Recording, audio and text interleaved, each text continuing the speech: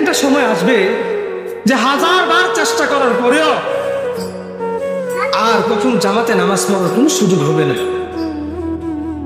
একটা সময় আসবে হাজারো চেষ্টা করলে একটা সেজদা করতে পারবো না।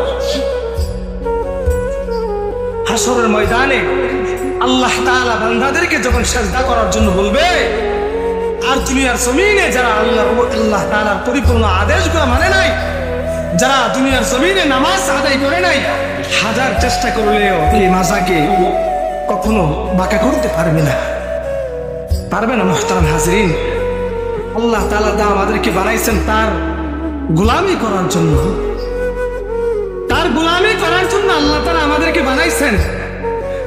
আর আমাদের গোলামি করার জন্য কুল কায়নাতকে আল্লাহ তাআলা সৃষ্টি করেছেন যে বান্দা তোমার